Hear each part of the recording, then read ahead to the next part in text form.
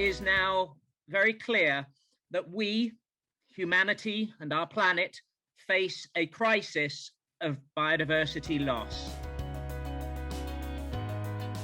The first thing has to do with the combination of relative humidity and temperatures. We know that from a clinical point of view, this can be deadly for a human body. You can see here the average daily temperature and the average daily relative humidity. And 35 degrees with an 80% humidity rate is more difficult to bear than 40 degrees with 10% humidity. So 35 degrees with 80% humidity, this is close to the deadly zone for a human being.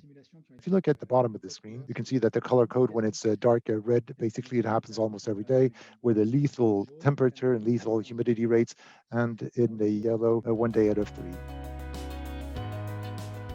Now, something that has to do with biodiversity has to do with hydro stress. And here we're talking about 2040. This is a study which was established by WRI. And the lack of drinkable water could actually lose up to 80% of our drinking water.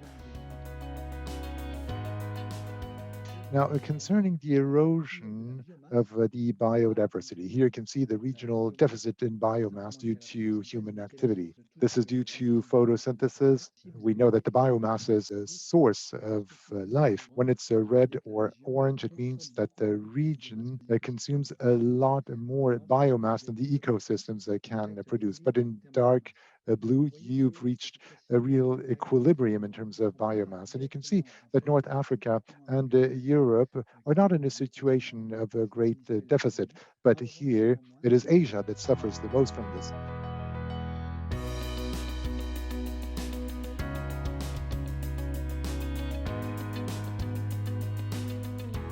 A green transition comes with a certain number of very difficult challenges. This transformation is necessary, but it will be difficult. It's extremely complex.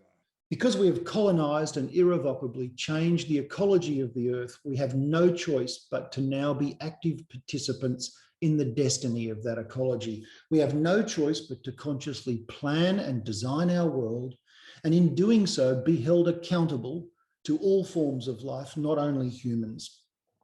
This is not just our shame, as the sixth extinction and the Anthropocene implies. This is our responsibility. Indeed, the hard work of now restoring our landscapes on a planetary scale could provide humanity with a shared and peaceable purpose.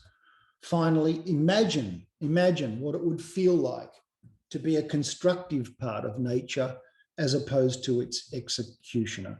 When our national governments fail us, as they most certainly have up to now, we can still take action in our states, provinces, cities, and towns.